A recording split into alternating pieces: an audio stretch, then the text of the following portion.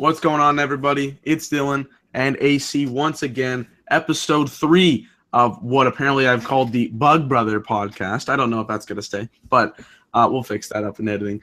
We're here Monday and Friday every single week to talk about Big Brother and what's going on with all the events every single show.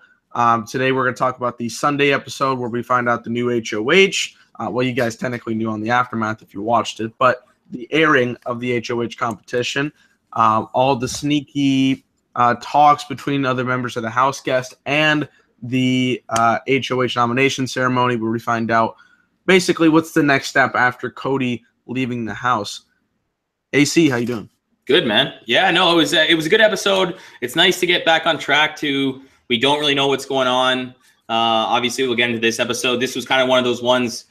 We heard whispers of who's kind of on the outs on the other side, and then we also learned of some new alliances, some people getting some even more power. But yeah, all in all, it's nice to get back to, the standard Big Brother week when we're not 100% sure what's going to happen. Obviously, last week it was pretty standard, especially Cody not getting picked. Then he was going home. Obviously, we talked about the votes and how that kind of screwed up, and that kind of leads into today. When we watched the votes, and then there was something we learned because we thought Kevin was fooling people, but that wasn't actually the case. A lot of interesting stuff came in the episode that I was like, well, we know exactly who the manipulator of this house is, and I think he plays it to a T. That's Paul, as you can see in the title. Is Paul playing the house? Because this guy certainly knows how to work things up here, and we're 3 weeks in, and it's pretty interesting stuff. So on the last episode, we talked about how Cody got evicted, and like Adam brought up, it was a 7-3 vote. So we're like, where is the votes lying in this situation? And we learned during the HOH competition that Paul orchestrated it so that Kevin would vote out Ramses. And we're like, why would he do such a thing? Apparently, the reason is that 7-3, he would say, well, there's two people. Obviously, Jessica voted to save for Cody, but two people would be in cahoots to try to ruin Paul's HOH, but trying to ruin the gameplay of everybody in the house. So he threw two people he could trust, and people wouldn't really think about it. And then the two people he's actually trying to get out, which we'll learn later on in the episode, wouldn't be as big of victims in this episode. So I thought that was actually very interesting. That's going to help out Paul in the long run. How did you think about Paul and his manipulation in this episode here? Well, should we quickly get the HOH out of the way first and then get into the talk? Because I guess all that stuff happened after, but obviously we could talk about it first. But the HOH competition, I guess, was during. But during the HOH competition, it is Paul to Mark is just like, what's going on? And then Paul's like, what happened? And Mark was like, I think Kevin voted, was one of the votes. And Paul's like, no way. And I think we were in the aftermath of our episode on Friday, we were talking about how we both saw this, and we we're like, whoa, like Kevin's even manipulating the best player in the game. And then we show something that Paul goes to Kevin and tells him to vote the other way to kind of manipulate things a bit. So Paul knew, and obviously Mark talking to Paul, he trusts that, right? Like as soon as Paul says, oh, no, there's no way, then that causes, because everyone's going to believe Paul, that if Paul doesn't think it's Kevin, no one else is probably going to think it's Kevin after that. Maybe a bit. But the Christmas vote, Christmas was not even talking to Paul about the vote. She did this on her own, I heard. Like, Paul didn't talk to Christmas to do that. They just wanted one vote. But Christmas, actually being quite smart, pretty much did that vote away from the house, trying to do the same thing that Paul wanted to do with the Kevin vote. So they were thinking they had the same plan, but without even talking to each other for those two votes. And that makes it even bigger, because then you kind of throw two people under the bus instead of just looking, because Paul's plan was just be looking for that one person to throw under the bus who voted, that obviously he thought was going to be Kevin's vote. And it actually works in his favor, because he threw out two names in this whole chaos episode. So I thought that was interesting. But yeah, the HOH competition happened. It took up a majority of the first half of the episode, like a good 20 to 25 minutes. Not the greatest, most anticipating thing considering we know the HOH, but it's whatever. It went down to the last three, which were Elena, Jason, and Alex. Two of them are on the, outsiders, as Cody would call them, side of the house, and Elena's on this big part of this group with Paul and everybody, and they're starting to make some deals. The only person that Jason can't trust out of the two, obviously, is Elena because she's on that side. But if Alex is in power, he's good. So they make a deal. Elena says, "Don't put up a certain amount of people on the side of the house," which is pretty much everyone. It was ridiculous. We'll get to her talk, and I was like, "What?" But she's like, "Don't put up a certain part of the house, and it will be good." So Alex wins the HOH competition after everybody allows her to do so, and which is good. We need some shakeup in the house. After last week, we talked about how Paul had all the control in the house, or that side of the house had all the control, and they wanted to get Cody. And once they did, like you said, we needed some shakeup in the house. So having a new HOH on this side, I thought was a positive. How do you feel about Alex becoming HOH? Yeah, first, with Elena, I'm really surprised that she even thought that deal was going to make sense, because if she thought she could stay up there, why not just make it? She probably could have made the same deal to Alex and was just like, okay, Alex, you're safe, and then gone after whoever she wanted. Because as we saw future in the episode, Elena has no idea what's going on, what Paul's being able to do, right? She still thinks that her alliance is so strong with Dominique too, and the other couple, and Mark, you know what I mean? She thinks they're so strong that she thought that deal was gonna be a good one. So Alex obviously takes it because actually, for I guess Elena's credit, she thought that Jessica is the target. But you know what I mean? At the end of the day, you got to think smarter than that. Jessica's not really a target anymore. If you take Jessica out, it's just she's more of like a pawn that goes home now. We'll see if Cody comes back, but realistically, she has no one. What's the point of taking her out? She's a vote for either side. She is gunning for your side, but one person can't do anything in that house, really, right? So Jessica, to me, is not someone to be scared of. And I thought Elena thought Jessica's just the target for the whole house, easy week, whatnot, which is not the case. So Alex was great to make that deal and obviously win HOH. And like we said, I think I've been a big Alex fan since day one. That I do think even in the physical threats, the mental threats, I think she's a very good player.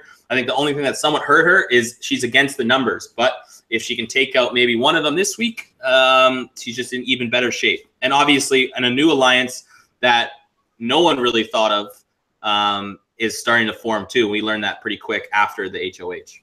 Yeah, that's one of the bigger things that I caught off this episode was the this new alliance, which happens to be Alex and Paul. It's weird. It's like obviously Alex is part of the leader of the outsider group, and Paul is looked at as the leader of this numbers group, whatever they want to call themselves for the week. But it's like a weird combination you didn't really expect, and I think that makes for better TV honestly. Yeah. But for sure. You just see two different alliances coming together. It's nice.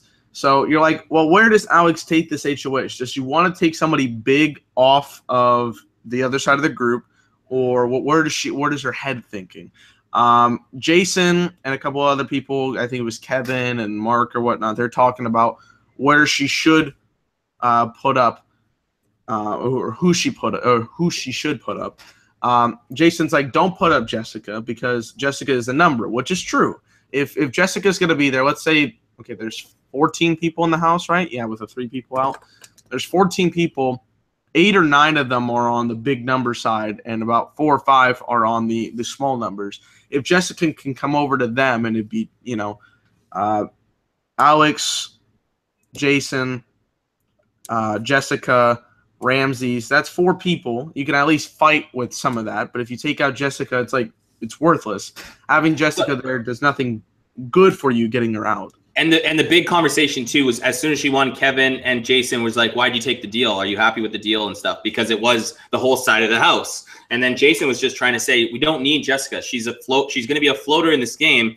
It's like, why take her out? And Jason, obviously, in my opinion, Obviously, that Paul Alex thing is a good move for both of them too, that no one really is going to know about. But obviously, I'm pretty sure Jason is kind of Alex's main alliance member. You know what I mean? If you think about it, them two are the strongest. I feel like they have more of a relationship than Ramses or Josh, or I think Kevin's kind of in there too. But obviously, Jason is Alex's number one. And so he was just like the deal. Like, that's the whole side of the house. Like, we got to make a move. And then later on, we saw Alex trying to explain, like, hey, we're going to have Jessica, but we still got to maneuver here for the future. We don't want to, get too much blood on our hands this week because it's still a long game and they're still the number one targets for that other side of the house moving forward. So I think Alex is playing it smart. I think Jason's just kind of looking at it like, right now we got to take one of the main guys out. But Alex kind of cooled him down with that talk. And I think Jason's on board now with what they ended up doing. Well, and we saw what Cody tried to do week one, trying to get that big player out, and look how that worked out for him. Obviously, that was for the big swerve and all that, but I think the best thing for Alex, I mean, knowing how many numbers she has on our side compared to the others, she can't take out that big of a threat. It's unbelievable to think that the next week she won't be safe, or that she will be safe based on if she takes out somebody big on the other side. Like, it's just not going to happen. So I think she is playing it smart, and Jason, he's got this mentality. He obviously wants to be safe. So for him, being safe and having somebody big go off for him is probably the best move for him, but it's not the best for Alex. Yeah. So, which I still think that obviously, and then we got the talks with the two outsiders in that alliance, according to, let's just quickly talk about first the Paul and Alex kind of alliance, right? I think this just shows that Paul, on a personal level, doesn't really care for his group. I think he's the leader and everyone sucks up to him. I don't think he necessarily likes them. I think on a personal level, he probably connects more with Alex than that other side of the house. Just personality wise, you know what I mean? Like, Paul is more of an outsider than kind of the jock crew that it's just a numbers thing. So that's why I think it was a great move for both of them to go in cahoots, because they respect each other's game. I think Paul is going to try to not target Alex if that other side gets into power. I think Alex is not going to try to, with that other side, to target Paul. So I think Alex and Paul, with that alliance, have set themselves up to be final 3, final 4, unless something crazy happens, in my opinion. It's almost like guaranteed now. Paul, the one thing he didn't have was that other side of the house.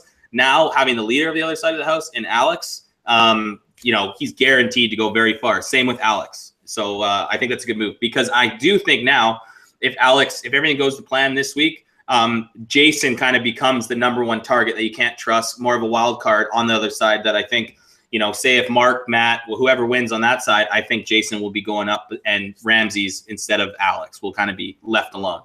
Yeah, I think that it's a very good move for both of them. Like, you see a lot of Paul talks. It's just like, let's flock over to Paul because he's so great.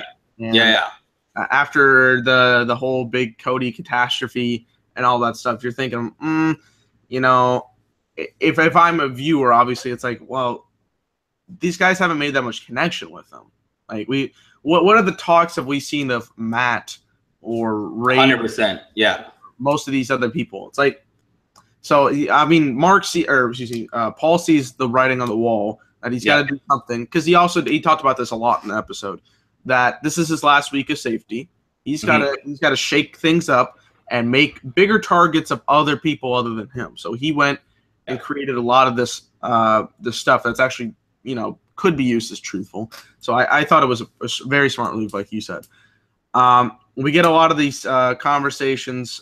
We see flashback from, I think, Wednesday, whatever it was, with Cody talking to Paul, basically throwing Mark and Dominique's name out there, throwing them under the bus. I don't really necessarily understand why Cody would tell Paul this. I was confused by that. He's trying to shake out the house too. And to be honest, I think Mark's kind of playing dumb, but Mark was all in to take Paul. He wasn't down for probably Christmas, but Mark was in to take Paul out 100%. If you go back in past episodes, so he is somewhat guilty. And obviously, I think Dom would have done anything for Cody at that point too. So technically, they were right in that. I think the Christmas thing kind of screwed them up, but they're definitely somewhat shady. And obviously, we've seen with Dom when she talked to Alex, is I think Elena doesn't like Dom too, because it seems like Mark and Dom have just more of a friendship, but a strong friendship since day one, when Elena has more of a physical, like a showmance going on with Mark. But I think Mark probably talks to Dom a lot, and I think they're kind of the outsiders of that group now, because maybe they're just and I think if you think about it, Raven and Matt don't speak up in those meetings. Mark always does, and same with Dominique, right? Which I think it's a good move for them. Obviously, they're going to get by and not be main targets, but it's also, you know, for Mark and Dom to always speak up, because you think you're in an alliance, you think you're able to say whatever you want and not get in trouble for it, but it's kind of proving that maybe they should have just not said anything the past couple of weeks and just let things go instead of what happened. And then I love the Cody move. If you're going out the door, you got to blow up people's games as much as you can. It makes the show interesting. Well, yeah, it definitely makes the show interesting. It's just, from my perspective, it's like kind of weird. But I know why he did it for Jessica, you know, talking to Christmas and all that. Just kind of weird on the Paul part. But nonetheless, when you're talking about that, it actually helps out Matt and Raven's game for them not talking up, because they're not going to be seen as threats. Like unless maybe the other half, like somebody in the other half that's not Alex, like let's say Jason or Ramses or whatnot, if they miraculously win the HOH, then somebody like them could be on the block because they don't want to target somebody so big. However, they're playing it safe. I think they're gonna go decently far. So it works in their favor. But like we talked about, Cody brought up the names of Dominique and Mark, which Paul uses as ammunition to get the house starting. So his first act is to tell Alex, you know, these are the two people you really can't trust. These are some of the people that you can't, which is true. We've seen it before. Mark has spoken up in weird times. He hasn't really shown his allegiance, or what's the word? He hasn't really shown his heart to the group. He hasn't done enough for what Paul would think would be necessary. And Dominique has done some pretty shady stuff. Paul sniffs out the fact that she does this TV interview stuff to get her own advantage in the game, which I actually didn't think of it from that front, but it's pretty true, honestly. Like, you're getting information from other house guests to give you in order to be like, oh, well, this is interesting, especially with the Cody interview. Like, that's the one we saw a lot of. And Mark obviously spoke up in that, too, so he kind of threw some red flags out there, speaking up in front of everybody else.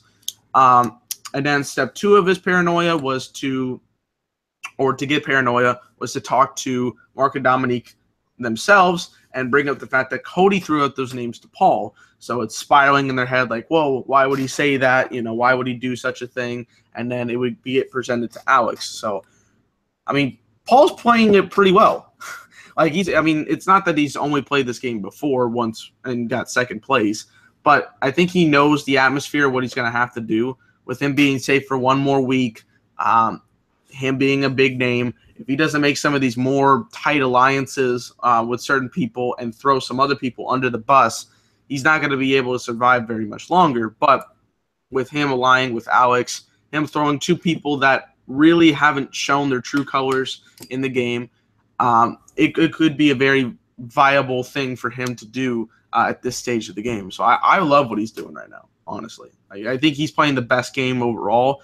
A couple other people are doing it pretty well as well to get themselves at least to final 7 or 8, but he's making the big strides and moves to get to at least final 4 or 3. So how do you feel about Paul's gameplay here? Yeah, no, it's unbelievable, right? Like, he's doing it all. Obviously, that deal with Alex just cements him to go even further, right? Because no one's going to be taking shots at him. People like him, even in the house, just talking. He knows what to say, when to say it. He knows, you know, that big time we saw him get animated was just for show, making it about him being like, I can't trust anyone after almost getting blindsided by Cody. He's not emotional, right? He's always the guy like telling people to calm down and stuff. Like, he knows what to do and not to be a target. So yeah, he's definitely in. If there was, you know, our own power rankings, he'd be number 1 easy, and there wouldn't be many people close. Shit, you just gave me a new idea for the next episode. Yeah, power rankings. There you go. Yeah, so there's your number 1. That's this episode. We'll do that next time. We'll do that for Obviously, the person evicted will probably be last. Just putting that out there. But yeah, he's got to be up there for sure. He's working the crew a lot, and some other people helped themselves out in this episode, so that's good. We did get a couple of short, random segments to throw out there to pad up the episode. Christmas came back in the house, and she said that her foot is like screwed up completely. I feel bad for her because it's like 10 different broken bones, and she's not gonna be able to like fully regain feeling in her foot, which is awful. But they basically pad out the episode that she's gonna be stronger than ever. That's the biggest thing. Which I get it. It's awful. I'm not gonna sit here and want her to have that. I feel bad for her, but this whole perseverance storyline is not really feeling with me personally on that level. Well, it's like, and how long? Like, no one, if she doesn't get targeted, but if she's just gonna get a couple, I bet you she gets free passes for the next couple weeks. Yeah, because if you put her up and she's a target, then she's going home because they can't. That would kill me if it was an HOH or if it not an HOH, because she has potential to win those HOH where it's just like who got evicted on day 3 or the true or false thing or the numbers, right? Like higher or lower, stuff like that she can. But like if there's most POVs are physical, you know, so it's like if she goes on the block and there's a POV that's like slowly mental and you can't move, it's kind of like, well, they're obviously setting that up a bit, right? Because I don't think they could change their game plan because most stuff at least is timed. Like even the spelling one, right? You still got to go around and get the letters. Yeah. You know what I mean? Like it's going to be tough for her, I wonder if it just helps her go ahead. And I think she becomes not a threat and she's just a vote in my opinion, because she's not going to be able to do anything at least for 4 weeks. It's crazy.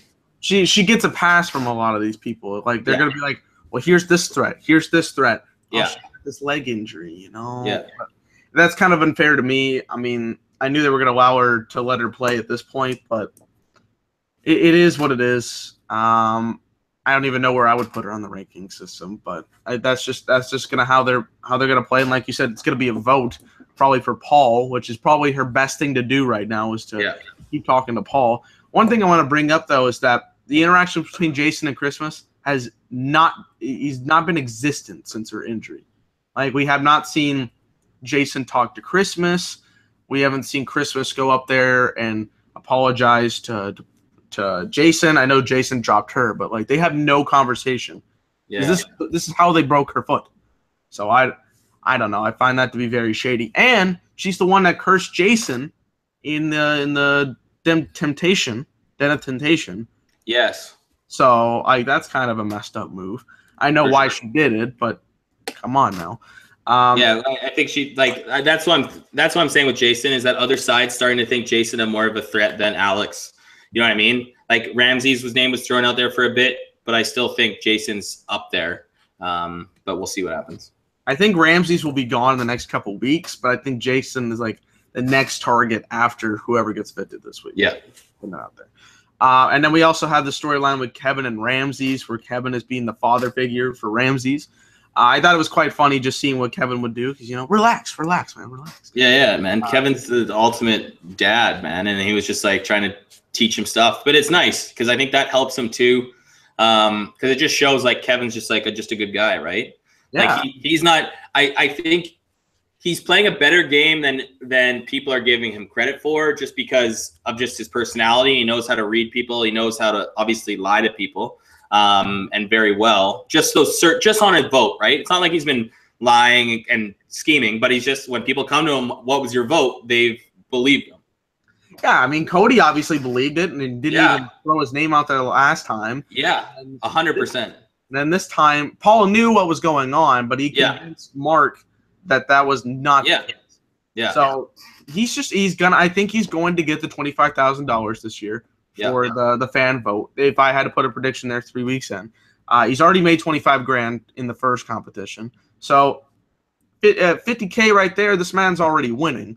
But I appreciate his game because I think he has the best thing about him is he has a social game. He did do well in this competition last time around. Like, I mean, for what he was given, I think he was like 5th. I think, but just knowing what Kevin's doing and playing the right side of the house and not being seen as a threat to some people in the competition, I think it works well for him. And I think he's going to be one of those guys that gets to the top 6 before we see him be in some danger. But that's just a prediction here. So I think, like we said, Kevin's one of our favorites. But then we get into the last bit of the episode where we're seeing the deal. We're seeing what Elena wants in compensation for dropping.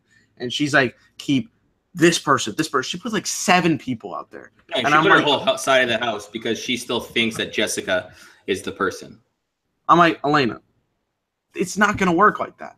Like in any scenario, if it was the other way around, if it was Elena being the HOH and Alex dropped for her compensation, and Alex went to go, hey, I want myself safe, I want Ramsey safe, I want, basically that side of the house, it wouldn't work.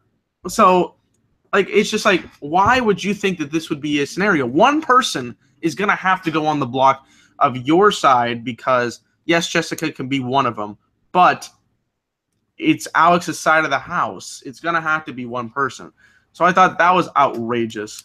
And then Paul comes. It was funny because Paul came in the middle of the conversation, and then Elena left, and then Paul and Alex talked about who should be going on the block, Mark and Dominique, which I think is a good move because Dominique has a good social game. I think Mark doesn't really have that many strong factors in this game, being with the showmance and whatnot. He's not really showing himself to be a competitor. But with Dominique, she's getting more information from people. She's trying to be sneaky about it. And like you pointed out, she's one of those people that is in between of the house. She's not really aligned to the big group, but she stays in there so she can have the numbers. But Paul kind of sees through it. So I think that's one of the bigger parts of this show. You got anything about Dominique and how she's playing the game? Yeah, I just think, like, speaking up in that show and saying that there was an alliance, like, you just don't do that when everyone's there. It's like the rule number 1 of Big Brother. It just doesn't even matter. If people know, it doesn't matter. You just don't reinforce it by telling people. Exactly. You know what I mean? And exactly who those people were. It was an outrageous move. I do think it's just taking a number away. Like I said, like, if it, Alex is somewhat playing it safe because obviously she's not going after the couples, but, like, you got to take one person off, and obviously Paul, out of all those people, doesn't trust her too, so it's like helping Paul out. Alex, I think, even before this, thought that she might be a bit shady compared to everyone else. So obviously we get into the nominations, and she puts Jessica and Dominique up, which Mark potentially could have been put up, but obviously, Alex couldn't do that because, like, if you make a deal with Elena, the first person you couldn't touch was Mark. But I could see this deal fizzling out because if Dominique wins the POV or something, I think Mark's right up there and they're going home for sure. I think, depending on what happens, I want, like, Dominique or Mark are going home for sure this week, unless if Dominique wins the POV, Mark's gonna get put up, and I think they're going to have enough votes to make them go home. But that's going to be interesting. Even if Dominique stays up on the block, it's going to be interesting to see because she still has at least Raven, Elena, Mark, Matt. That's 4. So now it becomes down to Paul and, I think Paul and Christmas, but maybe Josh too doesn't like Jessica. It's going to be interesting. Such a, like, random vote every week. But I'm just saying it's going to be interesting because he doesn't like Jessica on a personal level. So it's going to be interesting to see how the votes go because we could see almost a tie, right? Because there's going to be 9 votes this week. Oh, so we can't have a tie. We can't have a tie. So they almost have enough. Like, Josh is going to be the big one. But, if Paul goes up to Josh, Yeah, okay. If Paul goes up to Josh and was just like, hey, we got to just take Dominique out, maybe that changes things. Yeah, because I think it would actually be a pretty close vote. So, like, you got Jessica. So you have all those 4 people you just mentioned. Yeah. And then Ramses, Jason, Kevin, who would definitely listen to Alex. Or no, and then because it's Alex going to be streamlining because technically she's the HOH. So she'll streamline the other side, which at least, but that's only 3, right? That's so 3. It's and then if she's talking to Paul, I think we know Paul is going to vote. So that's 4. So that 5th is going to be like Christmas or Josh. Did we just do numbers wrong then? No, yeah. It's going to be 10 people voting. It'll be 10. Yeah. Oh, wait, wasn't last week 10-2? No, I think it was 8-3, right? Was the vote? So 11 voted. I think it was 8-3 was the vote. No? It was 7-3 last time. Okay, so maybe 9. Yeah. I'm trying to think. Trying to think who would be able to vote here. Yeah, everyone besides Alex, right? So Elena, Mark, Raven, Matt, Josh, Christmas, Paul, and then those 3. Yeah, there's 10. There's gonna be 10. There's 10. Okay. Yeah, because there's 14 people in the house. Well, hold on a second. I'm just trying to count. 1, 2, 3, 4, 5. I think 13 now. 10, 11, 12, 13. There's 13. Yeah, so 10 votes. So 10 votes. Yeah, because Jessica and Dominique would be, the 2 people on the block. Those 2. Oh, because there's 3 people on the block last week. That's why. That's yeah. Because I was like, wait, this number doesn't. Yeah. So there could be a tie. With Christmas. So it kind of to me comes down to Christmas and Josh. And maybe not even Josh. I think they'll Christmas will be shady because Dominique they'll probably portray her like she's working with Cody. Christmas is not going to like that. And obviously we saw with that vote. So I think they might have enough. If Paul can swing Christmas or Josh, they'll have enough, I believe. And then if it goes down to a tie, I think Alex will obviously take out the shot on Dominique. Yes, 100%. Well, if Jessica goes home, it's stupid. It's similar to Cody's HOH when Jillian goes home. It's nothing. It's like Jessica for Alex, you're doing the work of the other side of the house. Like she needs to take out someone other than Jessica for her HOH to be a success. Although I will say it would be interesting if they get to the Battle of the Block competition and Cody faces Jessica as the last. Yeah, true. So I don't know if they're trying to pimp that out there, but with all the story going on this week, I don't think it's going to happen. Do you think if they knew Cody was coming back, they'd take Jessica out right now? Obviously. Yeah, I think that's what they would think of. Yeah, but I don't think right now they're thinking anyone's coming back. They might because of that last part that we talked about in the last episode, where they're like they might not be able to come back. Yeah. They didn't reveal any of that either in this episode, so I don't know how that's going to work. But so we have one more part before the nominations. Dominique goes to talk to Alex, which was one of the biggest things, and she tries to throw Elena under the bus.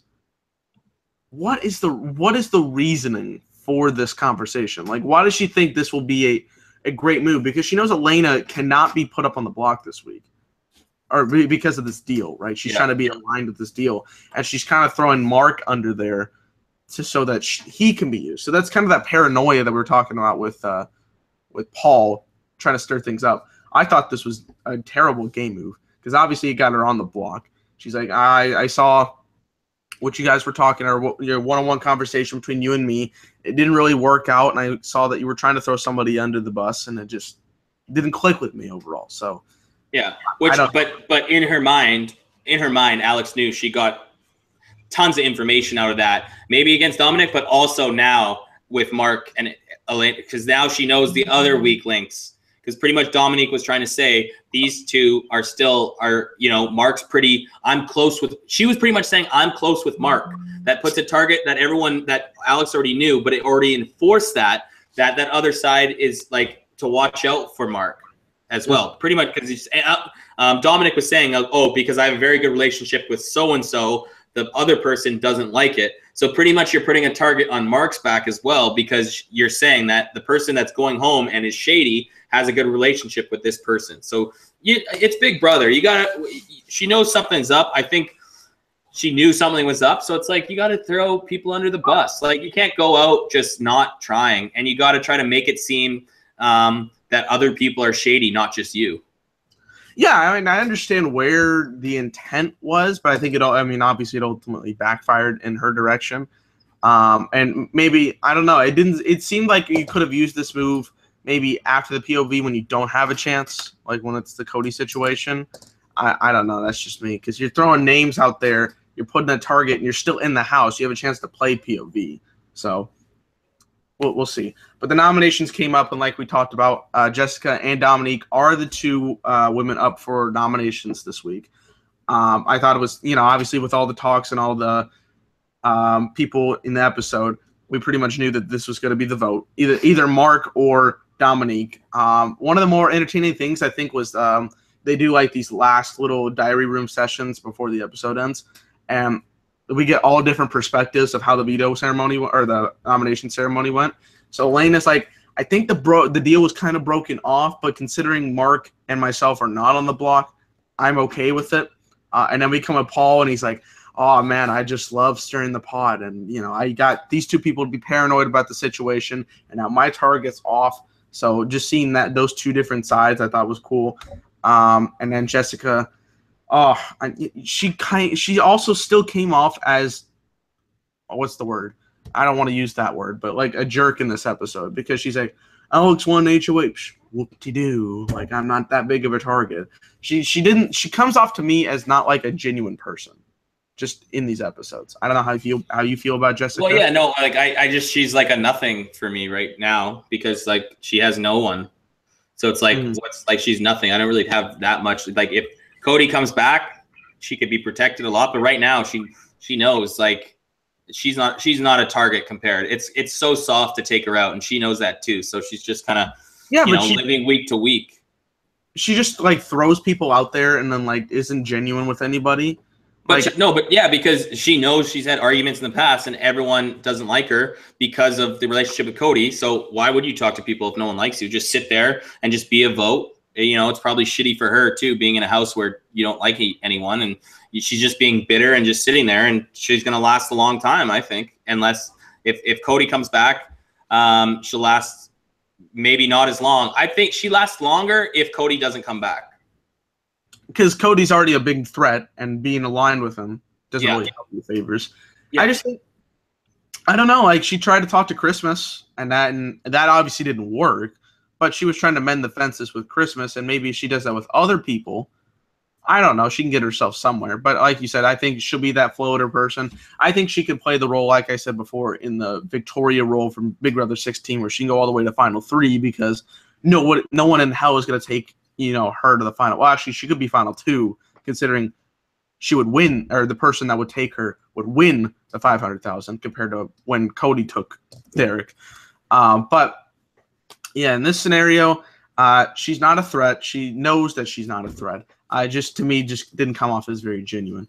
And that's the setup for the POV competition on Wednesday. So like big factors to come into the next episode, or our 4th episode, is who's going to win power or veto. Will they use it to save Jessica or Dominique? I know who it is, but I'm not going to say it out here. Well, we'll only do the aftermath on even. Yeah, just for HOH is when we need to find out. That's what I think. For the record, I didn't want to know the winner of the POV. I just accidentally looked it up when I was looking up stuff for Wikipedia for Big Brother.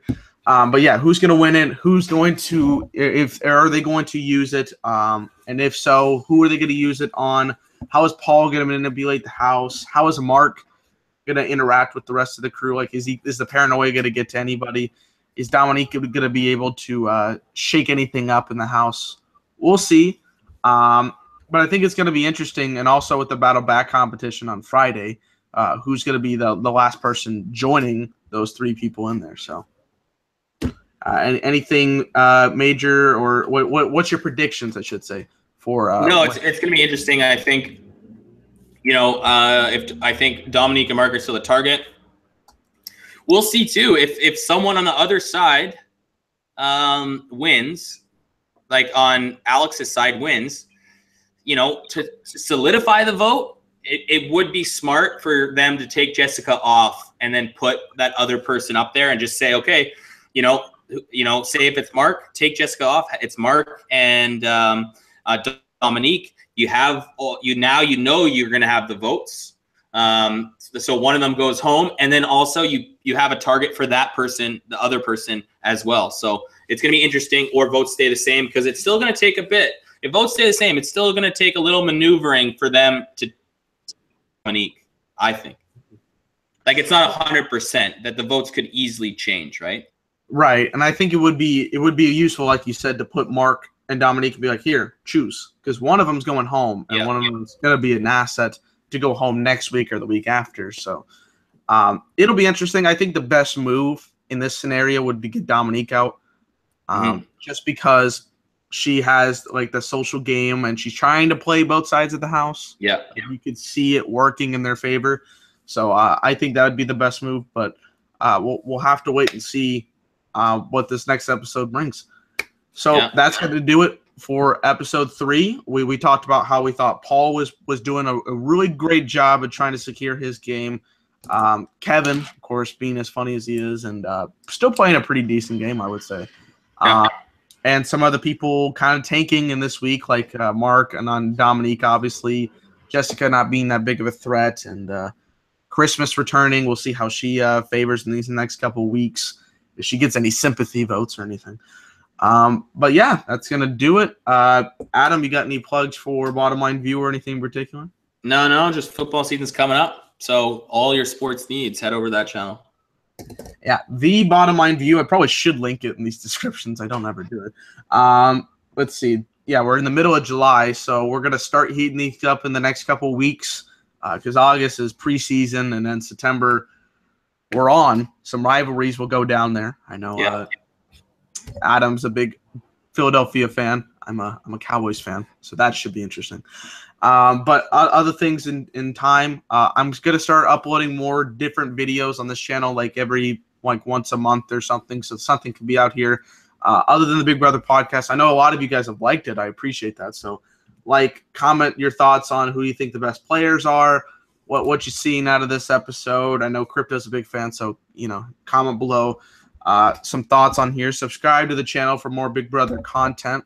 Might be watching some old seasons because I've just been getting into this lately. So we appreciate it. And yeah, stay tuned for more content. For Adam, it's Dylan. Peace.